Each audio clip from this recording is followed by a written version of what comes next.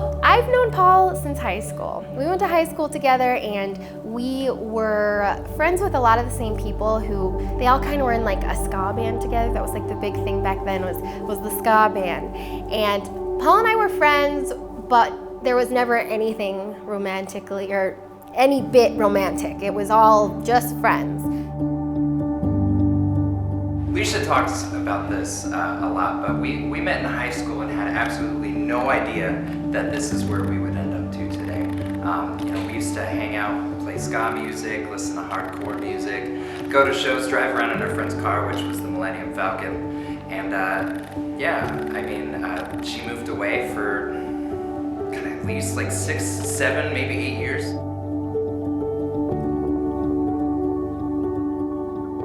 And then life happened, graduated, I moved on with my life, I moved out of town, and then came back and moved back to Arizona in 2012, and we reconnected. I just started trying to reconnect with my old high school friends and was reaching out to them, and one of them was Paul, and I was like, hey, let's go get some barbecue. I think it was his idea. His idea, let's go get some barbecue. And when she moved back, she wanted to reconnect with all of her high school friends. After that, we reconnected and we actually went to a party thrown for all of our high school friends, and for whatever reason, we watched this movie. It was called Tokyo Gore Police. So the day before the party, he randomly calls me and he's like, hey, I don't have anything to do, let's hang out and watch movies. And I said, okay, I'm just at home by myself, that works. So we watched this movie called Tokyo Gore Police. And this movie is literally the most ridiculously hilarious, gore-filled movie I've ever seen. It's so goofy, and he's there, we're watching that, we watch another movie, we watch The League, and it just keeps going and going. And then he's there and it's 5 a.m. and I'm falling asleep being like, why won't he go home? Like, how do I nicely tell him to leave?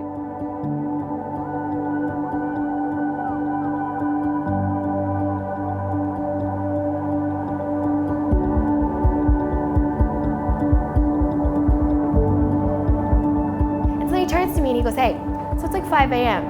You want to make out or something? And I'm like, oh, that's the direction we're going. So a couple days later, we go on our first date to Otaku. He told me how to use chopsticks, how to eat sushi, and that's pretty much how it started.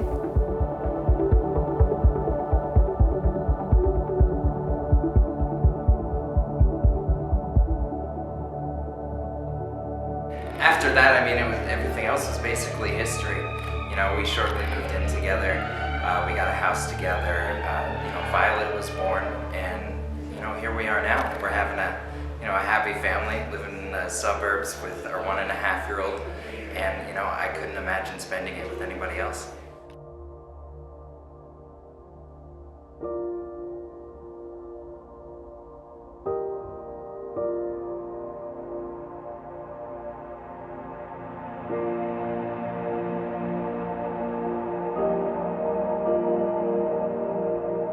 I'd like to share a life lesson that was taught in a college course. This is called Golf Balls and Beer.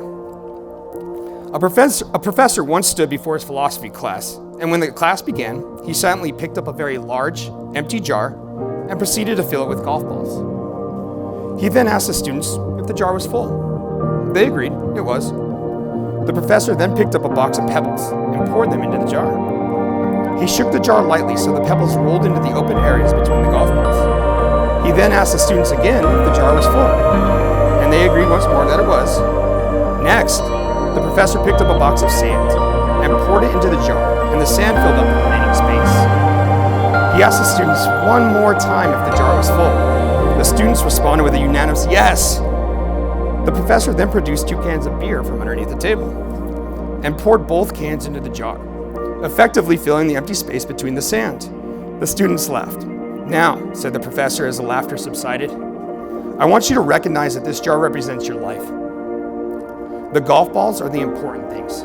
Your family, your children, your health, your friends, and your favorite passions. And everything else was, and if everything else was lost and only they remained, your life would still be full. The pebbles are the other things that matter, like your job, your house, and your car. The sand is everything else, the small stuff.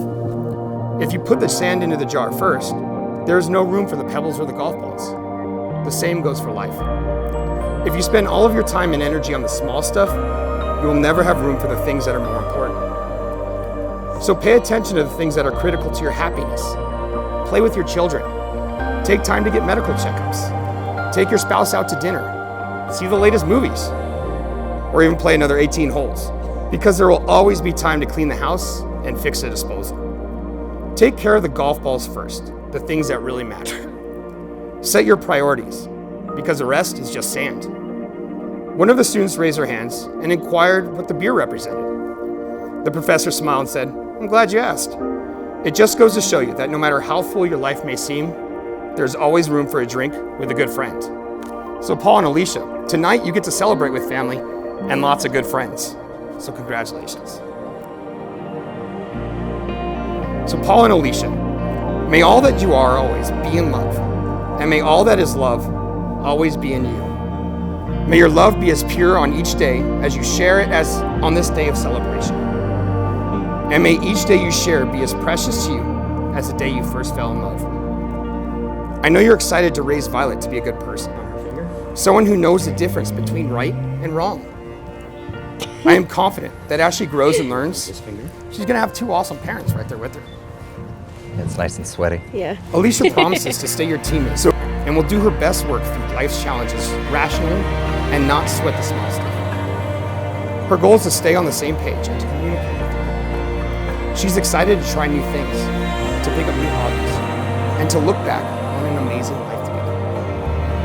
Paul wants to adventure with you. Your trips to South Korea and to the Caribbean are just the beginning for you. Romantic getaways are important, but so is showing Violet all that life has to offer. There's no one who'd rather navigate the challenges of parenting with Alicia.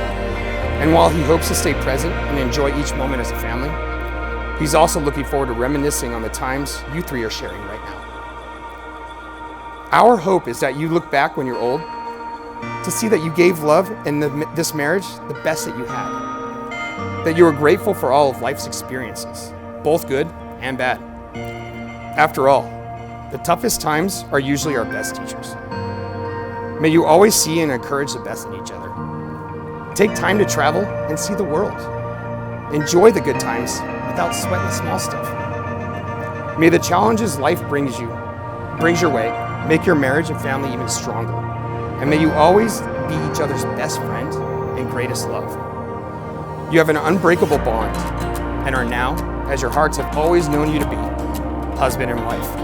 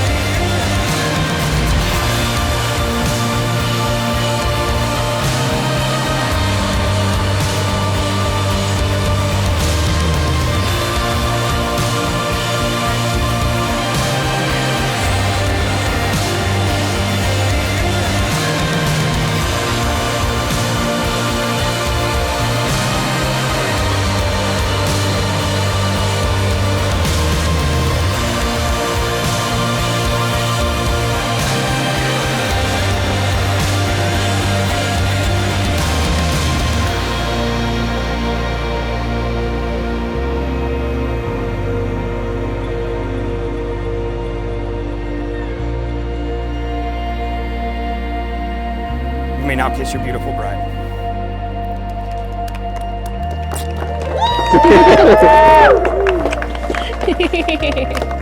Ladies and gentlemen, please rise as I introduce for the first time ever Mr. and Mrs. Paul and Alicia Ritchie.